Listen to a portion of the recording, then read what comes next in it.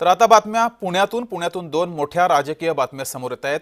पुण्यामध्ये मवियाच्या बैठकीला पवार गट हे गैरहजर होते, तर दोन्ही राष्ट्रवादीची पुण्यामध्ये पुन्हा बैठक होणार आहे। त्यामुळे पुण्यामध्ये राष्ट्रवादी आणि पवार गट यांचं तळ्यात मळ्यात सुरू आहे। आधी मवियाची बैठक पार पडली, ही दोन दृश्य आपण पाहतोय। मवियाची बैठक पार पडली, मात्र या बैठकीला पवार गट गैरहजर होते, त्यामुळे पवार गट मवियासोबत जाणार की नाही असाही संशय आहे, शंका आहे। तर दुसरीकडे दोन्ही राष्ट्रवादीची पुन्हा एकदा बैठक पार पडणार आहे। आधी कोणत्या चिन्हावरून लढायचं आणि जागा वाटपासंदर्भात दोन्ही राष्ट्रवादीमध्ये फिसकटलं होतं अशी माहिती समोर येते आहे। त्यामुळे दोन्ही राष्ट्रवादीकडून सध्या तळ्यात मळ्यात हे सुरू आहे। पिंपरी आणि पुणे मनपाबाबत दोन्ही राष्ट्रवादीची आज रात्री बैठक होईल अशी माहिती समोर येते आहे।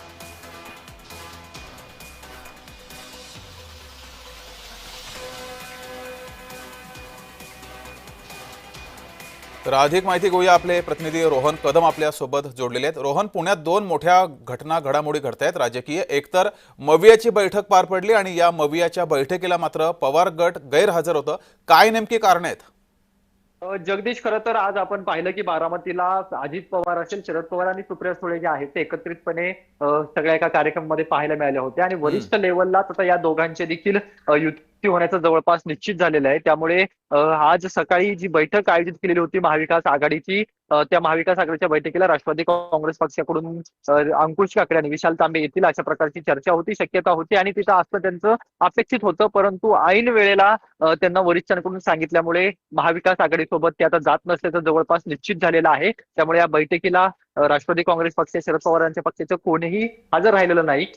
काँग्रेसकडून फोन केले जात आहेत, वेगवेगळ्या नेत्यांना राष्ट्रवादीच्या फोन केले जात आहेत, परंतु काही लोकांची फोन जो आहे तो उचलत नाहीयेत आणि काही लोकांचा तर नॉट रिचेबल फोन आहे। त्यामुळे आता जवळपास निश्चित झालेलं आहे की पुण्यामध्ये निवडणूक ही तिरंगी होणार आहे। त्यामध्ये शिवसेना आणि काँग्रेस, उद्धव ठाकरेंची शिवसेना, काँग्रेस आणि मनसे एकत्रितपणे निवडणूक लढतील, दोन्ही राष्ट्रवादी एकत्रितपणे निवडणूक लढतील आणि भाजप आणि शिंदेची शिवसेना एकत्र निवडणूक लढेल। जवळपास आज संध्याकाळी या सगळ्यांच्या जागा वाटप। ठीक आहे रोहन, तुम्ही असेच जोडलेले राहा, आणखी एका बातमीवर तुमच्याकडून माहिती हवी आहे। तर पुण्यामध्ये दुसरी एक मोठी बातमी घडते ती पाहूयात।